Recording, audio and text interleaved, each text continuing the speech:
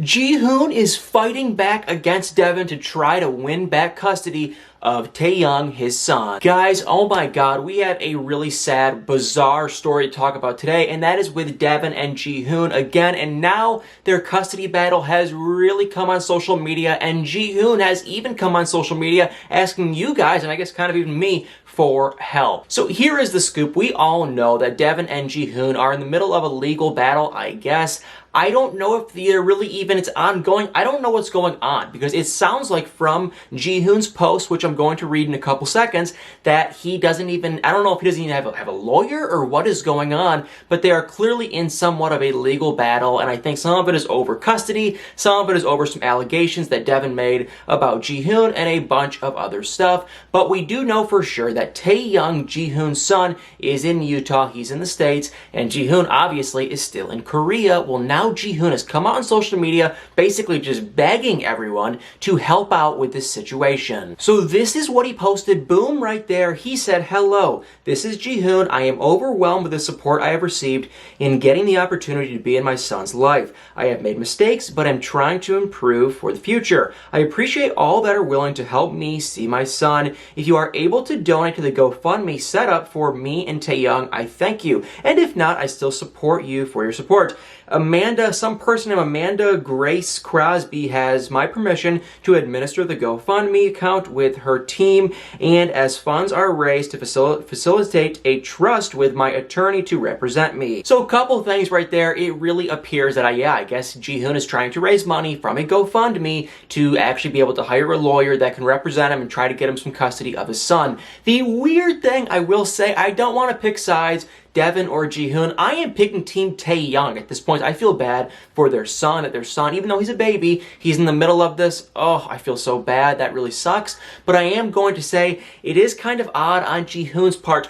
Who is this Amanda person? Now, nothing against her, but if you click over to this Amanda lady, is it his girlfriend? Is it a huge fan of Jihoon? Like, who is this lady? I went on her Instagram, and this Amanda person is facilitating the GoFundMe thing. And then the weirdest thing was, in this Amanda lady's Instagram account, you can click over to the GoFundMe and donate to Jihoon's, I guess, legal battle and to help him get a lawyer.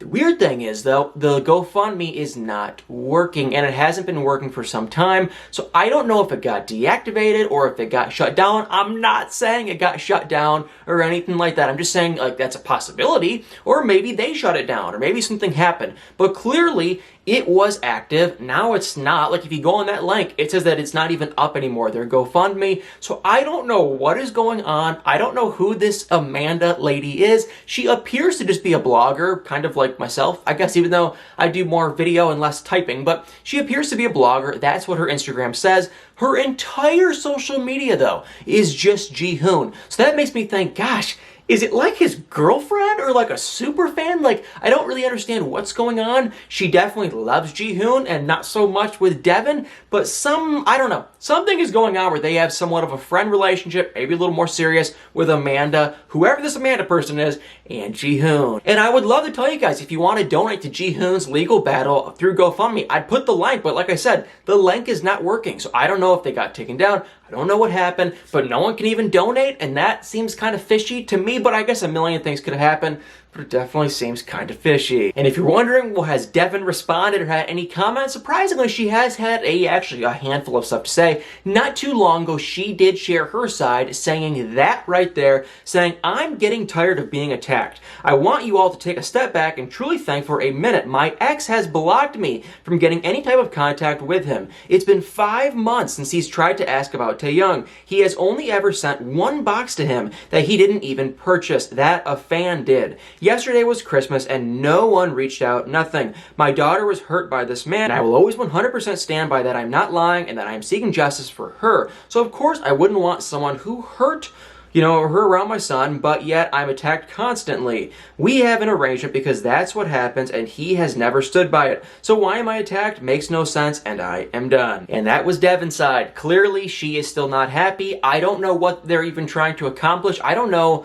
I mean, it's like, geez, like I said, she's in Utah, he's in Korea. How is Taeyoung going to go back and forth? Can Jihoon come here? I don't even understand, even if he could get custody, how would he get custody? It would probably have to be he's 1 year here, 1 year year over there, which that just seems like impossible in itself. So I don't know what's going to happen, but it really does seem like, at least on, social media, that Jihoon is trying at least to see his son. But Deavan tells a totally different story because she claims that Jihoon never ever reaches out and he never tries to talk to Taeyoung. You would only kind of imagine maybe that, if Jihoon really wanted to see his son, maybe he would do a little more outreach and really kind of try to reach out and whatnot. But I will say, for Jihoon's side, that I get it. If they're kind of in a legal battle, you probably don't want to talk and much like that. And if he's still upset, I do kind of get it somewhat. So, really bizarre situation. But yes, Jihoon is appearing to come out asking for help, but you can't even give the guy money even if you want to. So it is really bizarre, really strange, and I don't even have the slightest idea what this outcome is going to be. Well guys, that is the drama for 90 Day Fiancé for the day. But before I sign off for the day, there is another little drama, scuttlebutt, I guess you could say, with a new show that guess who is on? Yes, yours truly, I am going to be on Married at First Sight yet again. I have vaguely mentioned it at the end of a couple videos ago that I'm going to be on the season premiere kickoff of Married at First Sight. And if you have not watched Married at First Sight, but you watch 90 Day Fiancé, or you watch Love After Lockup, or one of those shows, please, so help me God, if you have the Lifetime channel, I'm not getting paid a cent to say this. I'm just from the bottom of my heart, I'm saying this. Watch Married at First Sight. I started watching Married at First Sight. I got addicted to it before I got addicted to 90 Day Fiancé. It's really that good, and it is definitely worth a shot if you like, 90 Day Fiancé and other dating reality shows. It's very good. And yours truly is going to be on the season premiere kickoff as a reality TV expert guru, I guess you could say, and that episode is coming on next Wednesday, January 6th, I think, and I was on a little commercial last night. A bunch of you guys did ask me, what is the deal? Are you on this? So yes, that's why I wanted to say, yes, I am. And before I signed off, I did want to introduce all the new couples, and I know just as much as you guys know, but I wanted to introduce these new couples of Married at First Sight, just so we can kind of chat and talk about them and share our thoughts. And let me also say, I don't know a bit more than you guys do now. I seriously don't have a single spoiler, and I used to follow MapsFan. MapsFan is an Instagram account that shares Married at First Sight spoilers, but I've unfollowed her. I think she is great if you want to know the spoilers. She knows the spoilers, it seems at least. But last season, I wanted to see how things played out, and I knew some stuff that was going to happen, I thought, at least from her, and it kind of ruined the season for me. So this season, I have unfollowed her, and please, if you know a spoiler, please, do not comment them below. I would just love nothing more than to go all season without really knowing for sure what is going to happen. So please, if you know the endings, do not comment or tell me. But here are the couples. Boom, right there. That is Vincent and Brianna, and my gut, is telling me they honestly don't look bad. They look pretty good. For Married at First Sight standards, I've seen a lot worse couples. They actually look pretty happy. He seems calm. He seems actually pretty nice and normal. And she seems incredible. She seems sweet, nice, sophisticated, smart.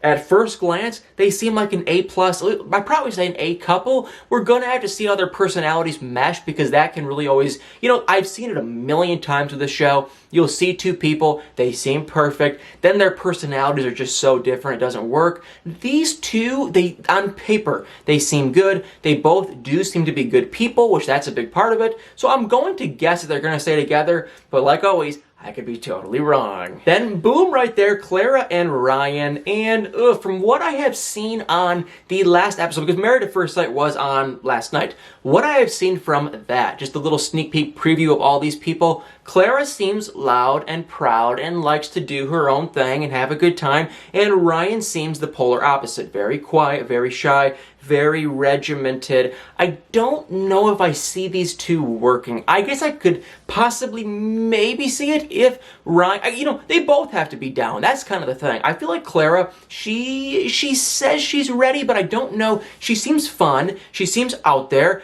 and I don't know if she's really ready, and I don't know if Clara's going to be too much for Ryan. So I could honestly kind of see this couple not working, and my gut is telling me that more than likely, they probably won't work. Then there is Paige and Chris right there, and this couple is a complete 50-50. I can already tell you guys one thing for sure.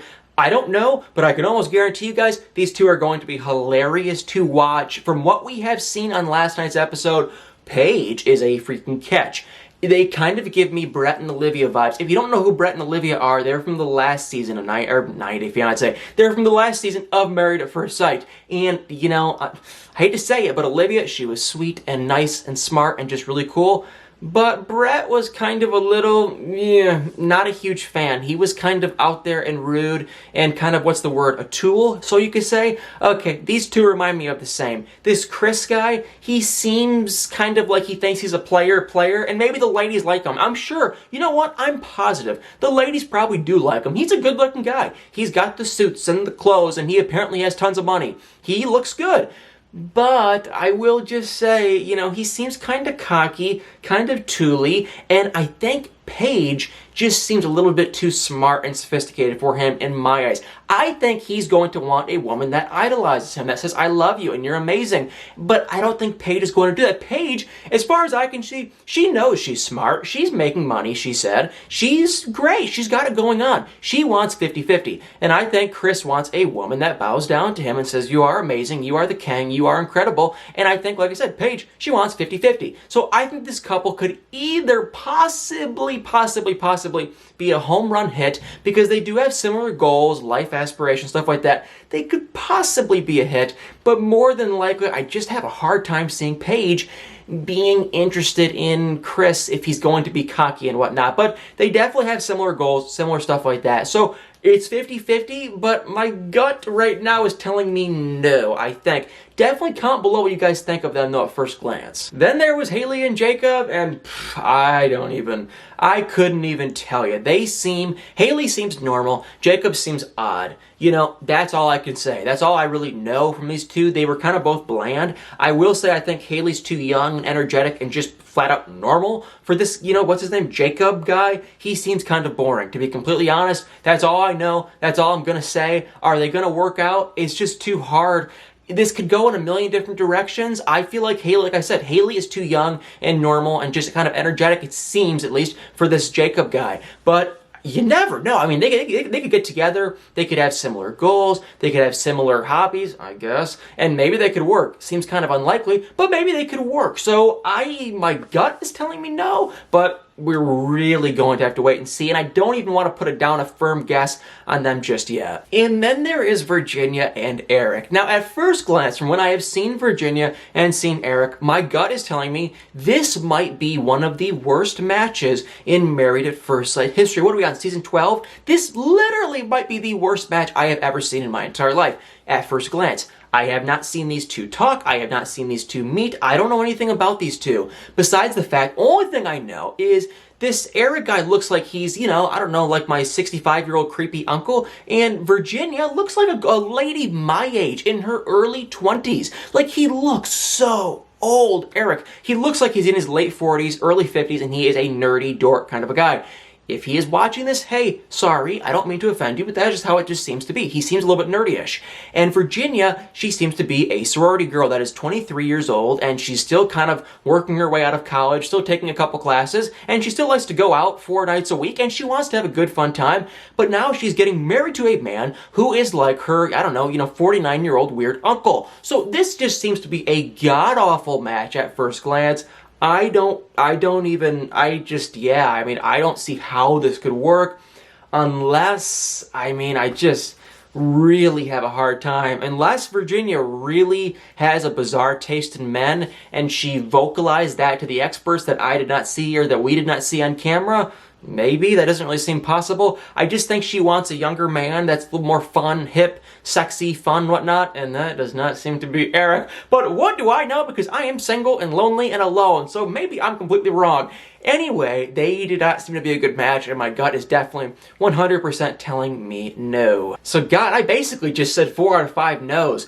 I think we'll probably end up with 2 couples working out of the 5, maybe 3. We had 3 last season. I could see 2 to 3, that seems to be most likely. And I think a lot of these couples right now are on that 50-50 mark. Of course, we've never seen them actually talk or communicate. Some of these couples, like I was saying, Chris and Paige, they have a very high possibility of meeting and falling madly in love. Similar goals, similar things like that. It could work. But I just think with Chris's, cocky mindset, I have a hard time seeing that working, but you never really know. So guys, Married at First Sight, like I said, the new season technically actually started last night. It was the kickoff episode. Next week, January 6th, I believe, Wednesday, 7 Central, actually 8 Eastern, 7 Central. Like I said, for 100,000 times, I'm going to be on it again, and I will talk about it before the episode airs to give you guys one last heads up. If you are new to the channel, I was on it in like July. That was a quarantine style, thing. This was actually in person. I went out and filmed it and everything, and it was very fun, very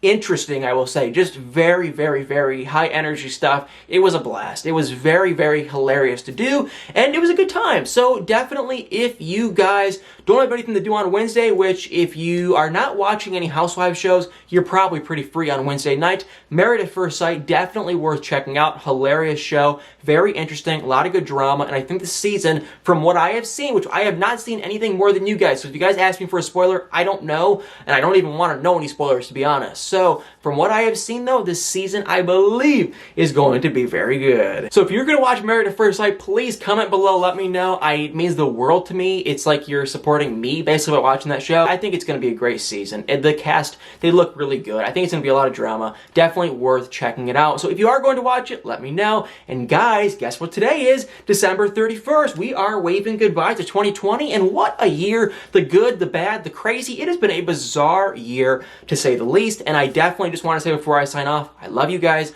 Hope you guys had the best year you could possibly had. Some people had, not some, but a lot of people didn't have the best year. But I hope you can find the amazing, I'm trying even still. There was a lot of weird crap that happened, but a lot of good happened too. I met a lot of you guys, virtually, and that was just like the coolest thing that ever could have ever happened. Besides the fact of everything else and all the other crap, that in itself was really cool. This channel has just been going and going and going, and that's just unbelievable, and I can't believe it. Literally cannot believe it. So I hope you guys had an amazing 2020, best you could, and I really hope from the bottom of my heart that 2021 is even better yet. So guys, thank you all so much for watching. If you have not already subscribed, please hit that subscribe button, comment below your thoughts, hit the like button, and y'all better stay tuned for many more videos.